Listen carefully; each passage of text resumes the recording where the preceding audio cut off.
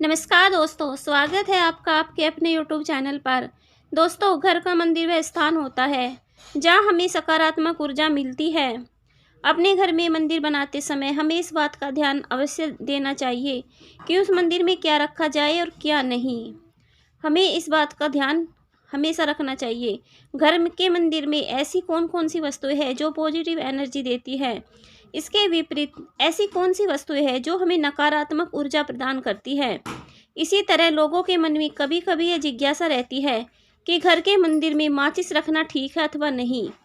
इस संबंध में आज हम आपको ये बताएंगे कि किसी भी मंदिर में किसी भी ज्वलनशील वस्तु का घर के मंदिर में रखना कितना उचित है या कितना अनुचित है। तो दोस्तों, वीडियो में आगे बढ़ने से पहले आपसे अनुरोध है, अगर आप चैनल पर नए हैं तो चैनल को सब्सक्राइब कर लीजिए, वीडियो को लाइक कर दीजिए और ज़्यादा से ज़्यादा इस वीडियो को शेयर कर दीजिए। तो दोस्तों, हमारे घर के मंदिर में मुख्य रूप से कौन कौन सी चीज़ें होती हैं। किसी भी घर के मंदिर में मुख्य रूप से देवी और देवताओं की तस्वीरें या मूर्तियाँ, नीचे बिछा हुआ लाल या पीले रंग का कपड़ा होता है। आरती जलाने के लिए दीपक, धूपबत्ती, हवन सामग्री, शंख, घंटी, गंगाजल, कलश, पुष्प एवं आरती से संबंधित धार्मिक पुस्तकें आदि होती है। घर के मंदिर में पूजा के लिए मूर्तियां रखी जाए या तस्वीरें, इस संबंध में कि आप अपने इष्ट देवता की मूर्ति अथवा तस्वीर किसी एक को रख सकते हैं, लेकिन उनकी संख्या अधिक नहीं होनी चाहिए। साथ ही उन तस्वीरों या मूर्तियों की ऊंचाई 4 और 5 इंच से ज़्यादा नहीं होनी चाहिए। जहाँ तक घर के मंदिर में शिवलिंग रखने का सवाल उठता है, तो सामान्यतः घर के मंदिर में 2 इंच से बड़ा शिवलिंग नहीं रखना चाहिए। 1 अंगूठे के बराबर शिवलिंग होना चाहिए। यदि आपको अपने घर के मंदिर में बजरंगबली हनुमान जी की मूर्ति रखनी है, तो बाजार से खरीदकर ऐसी मूर्ति लाइए जो बैठी हुई आशीर्वाद देती हुई हो। घर के मंदिर में रखी जाने वाली देवी देवताओं की मूर्तियाँ या तस्वीरों के मुख प्रसन्नचित होने चाहिए। घर के मंदिर में शनिदेव और भैरव जी की मूर्तियाँ रखा जाना पूर्णतः वर्जित होता है। मंदिर में जो भी मूर्ति या तस्वीर रखी जाए, उनके बीच में आपस में कुछ दूरी अवश्य होनी चाहिए। किसी एक देवता की यदि एक मूर्ति या तस्वीर को हो तो ठीक रहता है। हिंदू धर्म में प्राचीन काल से माना जाता रहा है कि हमारे सामने यदि हमारे आराध्य की एक छवि हो तो हम ज़्यादा अच्छे तरीके से ध्यान और प्रार्थना कर सकते हैं, जो कि मनोवैज्ञानिक रूप से देखें तो बहुत ही प्रामाणिक बात है। देवों की मूर्ति स्थापित कर उनकी पूजा करना ऐसा ही एक संबल है।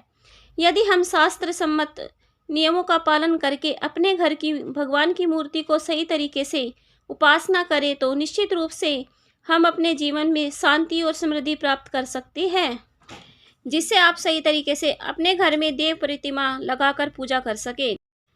शास्त्रों में यह भी वर्णित है कि पूजा घर में देवी देवताओं की प्रतिमाएं हमारे अंगूठे से बड़ी नहीं होनी चाहिए। यदि इससे बड़ी मूर्तियां हम रखते हैं तो उनकी प्राण प्रतिष्ठा करानी चाहिए और उनकी विशेष पूजा के नियमों का पालन करना चाहिए। हमें कोशिश करनी चाहिए कि हम भगवान की सौम्य मुस्कुराहट वाली ही मूर्तियां अपने घर में रखें और मूर्तियां सुंदर एवं अखंडित हो। देव प्रतिमा पर छाई सौम्यता और तेज वहाँ उपस्थित सभी लोगों पर प्रभाव डालता है और वातावरण को शुद्ध करता है, जिससे सभी के अंदर सकारात्मकता आती है।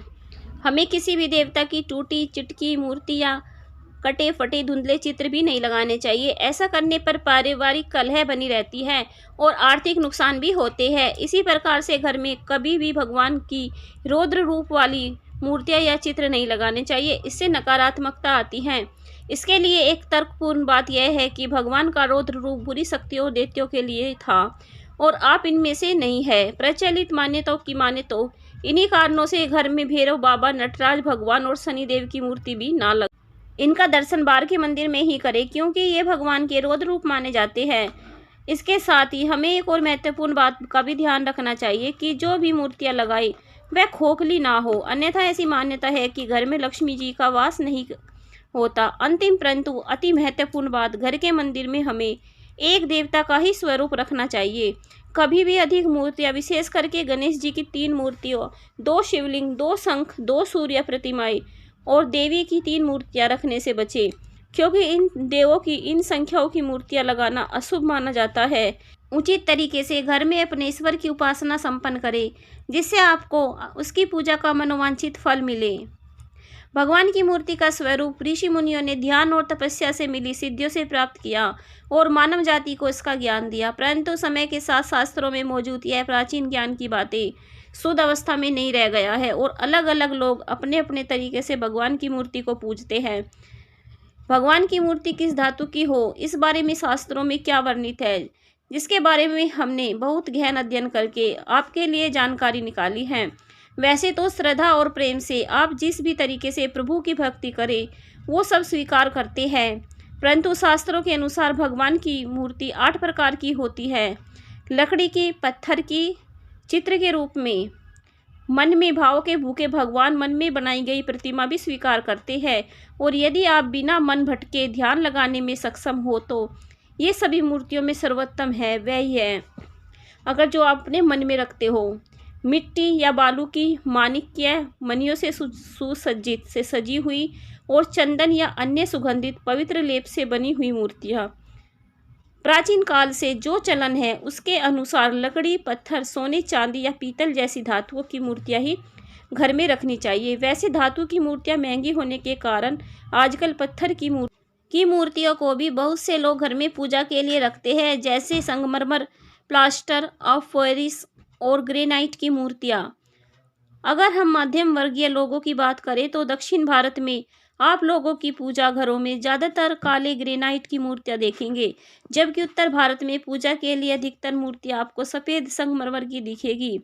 भगवान की पूजा के लिए बनाई जाने वाली सभी प्रकार की मूर्तियों में से सबसे अधिक धातु की मूर्तियों को घर में पूजने का चलन शायद इसलिए ज़्यादा हुआ क्योंकि अन्य प्रकार की मूर्तियों की तुलना में ये जल्दी खराब नहीं होती।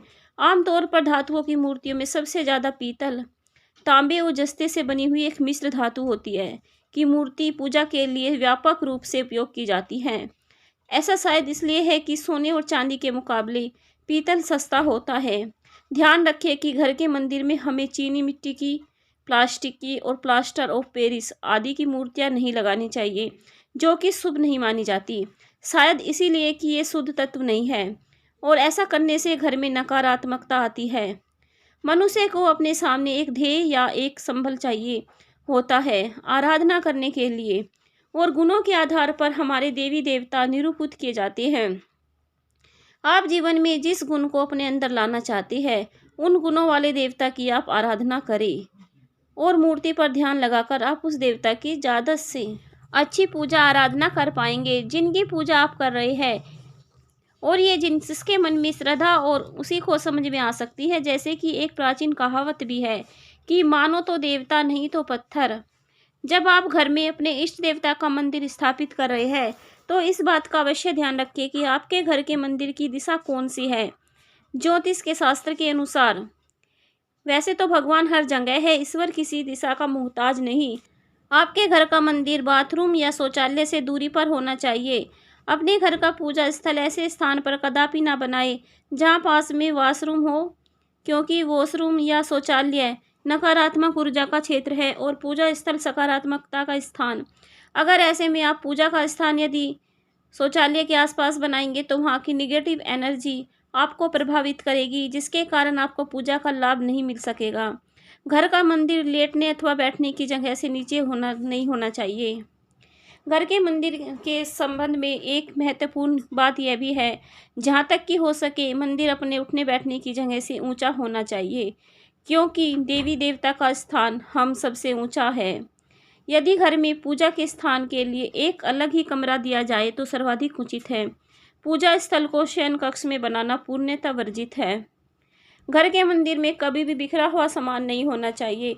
देवी देवताओं की मूर्तियाँ, पूजा सामग्री व अन्य धार्मिक पुस्तकें आदि अपने अपने स्थान पर रखी होनी चाहिए। कभी कभी ऐसा देखा जाता है कि लोग लापरवाही में पूजा स्थान पर वस्तुओं को बिखरा कर रखते हैं। ऐसी स्थिति हमें प्रभु की कृपा पाने में बाधा उत्पन्न करती है। इसलिए प्रत्येक दिन पूजन आदि के बाद सभी सामग्रियों को व्यवस्थित रख देना चाहिए। घर के मंदिर में पूजा करने के बाद जली माचिस की तीली, मुरझाया हुआ फूल, जली हुई काली बाती हटा देना चाहिए।